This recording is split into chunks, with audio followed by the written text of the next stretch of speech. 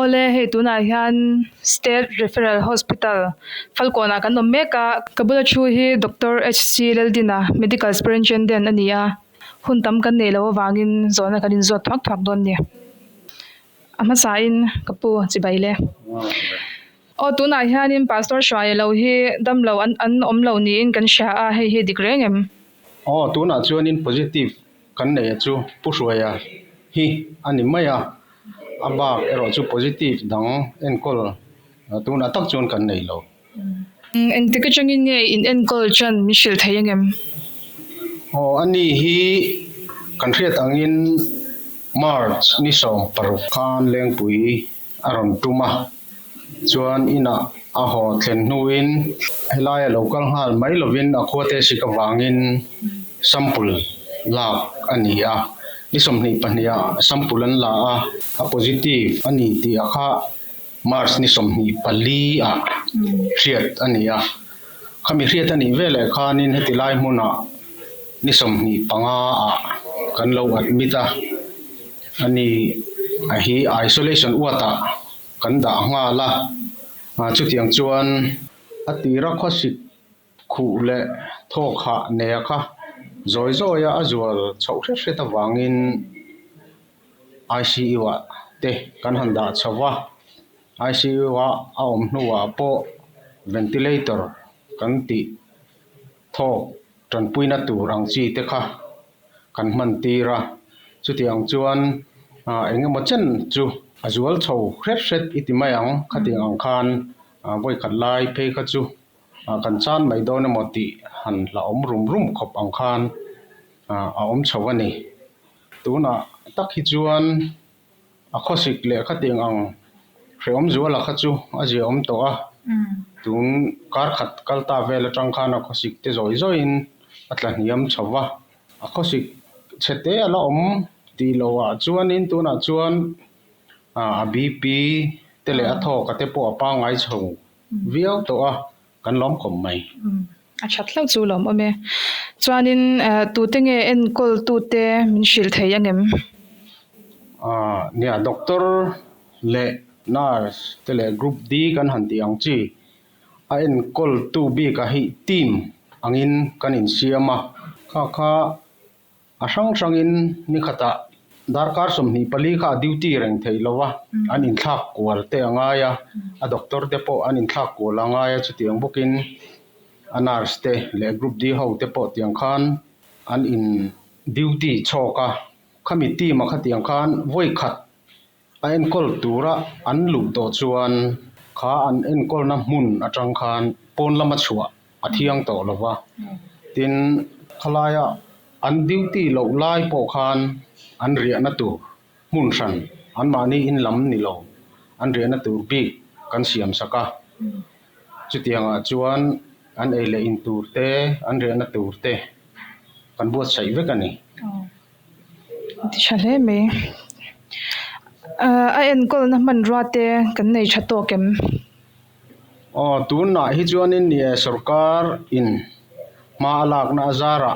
PPE an han tiang chi my core mask N95 anti te le glove abun chi te le ahak chi ang hi kan nei a sarkarin min pe a chung chu kan la mang tang kai zela khatiang mang khan thei to pa phim khurin kan thok tu te ho pon an thok me ka tun din huna chuan heng ang ain ko na man ruwa te hi kan nei tha a ama tan bi khi chuan engma aman ruwa ang jong chuan har sat na kan nei lo tuna pu shwai din mun ni enge ni reng ni china kan soi to ang deuh khan in a khosik a zia om chho hret tin thok na dot kan man ti ra te po oxygen kan man ti ra te kan titla niam hreta pathian zara tun anga mason chho zel chuan hnai vai te a hian thok na kan han vuati ra te po kha zoi tin hiamin nakin deuh loka chuan tun hnai tutut ni lo engemaw kan han ngai chang le dewanga chu tiang chuan ama a thok tir thei te pawh kan han in be se chu tiang ang chuan ama hian mason na kan hmu a hei hi kan lom khop mai lom umi chuanin zona to bera hen na chung changa hian mipui te hne na cha du te inei em ni a hei kan hriat thawangin covid-19 hi khovelin a boi pui ani a tuna apoimo ber mai chu positive ni ma hian tuna kan han soi tang po khan a harasat zia le a boi thak zia te among an thak zia te kan hria chu wangin positive ni ma a in ve na lampang hi kan ngai poimo a tul em a kan hria deuh vek nu ani to in karinga kut silfai ngun te glove bun te mask kan ti mai kor han vua te khatiang anga kha apoimo em a keimani bi ka kan in silfai kut sil a hi apoimo em a sil dana te po alo bera second som ni tal akha to ka sil a hi a thabera chuti rol chon glove kan han bun hian kut sil kha kan ngai poimo lawang ti te a laoma tin han sanitizer kan han man te po hian aven chin omma se du thu sama chuan kut sil theina mun ani chuan sabon nen nge ya kut sil hi kan du dan ani a tin mas chungchanga hian mai kor wa chungchanga hian midang kan kai lo na tura inven na ani deuh berzo ka boro ka leng ani lo ti ani awang hian mas hi wa hi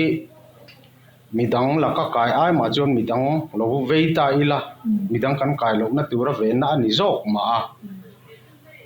a chan chu boro ka lenga khatia englo ai ma chuan khoi dokana te mo thomno ate mo lo kai ta se khami kan khoi atanga kan hmai le ka borvel kan khoi le atangin kai theina chance asang ma khatiang jong khan kan inven film khur tuna chuan positive pakhat kan neya adang kan nei le lo na turte kan inven film khur apoimo a keimani bi ka tin adang le a chuan social distancing anti a in nai lo ang thei bera om du thu sama chuan fit ruk poni ta sela alak lo dewa chuan in fit thum te poni sela pom oma ka ding ang khan in nai lo kha apoimo ma tu man lo kai palta se ha chiaw le khu tiang vela changa in kai phak lo na ang chin a kha midang ne na kan in kar kha om hla thei la chu kan du thu sa mani hello mom khop me kha pudina kan kom ta kina ron chei dan ang khanin kutsil fai kha poimo ni a khatang ha chu kan shevek to thawanga ma sengin I mipui kan film khurjok nan kutsil kha ilo ar sau sawangu pudina hun chep takara komna hun te min sam saka wangin kan lom hle a dam lo inen ko lai te po thei to ping kan lo chong trai pi don nya task force le khan ei lo chu kan le tir le a kan stick kho mai pi ko nga chuan kan thei to pin a veng dang hi ke ni aya stick le te try nom kan ring dik lo mi khongai na tin kho min hian chuan cham veng tina bial kan in siama engamot har sa te aruka an lo om kan hlawa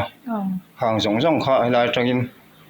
ka alis kan siama bi za somriat borve lang te chu niin kan ria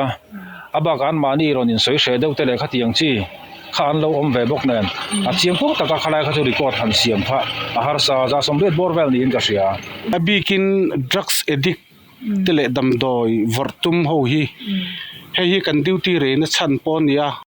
tin chu ba kan venga hian police mun ya duty na a omboka helai company peng ba ka hian khula ya mol dung sei kan tia kan veng ram ri chin che kwan police on duty ya chung chun a big takin curfew ni chung hian zu han lak lo tal tum to khen om chin awang hian le tlang takin suila permit na ya halai rem chan na la helai ron kaltran hian om chin awang hian chuwang chen police duty hi kan pu te hian da tamila te in rang vumol kal tlang na deuh ber hi kan nia a thlang lok khu kan veng thlang lok khu rangva mol hi ni maya tin hemi po hian veng sang hian rong kal thina ni veng hla tak tak atang den an veng hning chu sei lo mai la chumi a chon helam pang hi tlan chiat na nan ron hmang na sa a chawang chon a zu lam pang po hi helam pang a hian tle min kan han film khur dewa kan veng a hian chung ko somthum pali borvel chung ho chu tran kan tran pui deuh vek to ni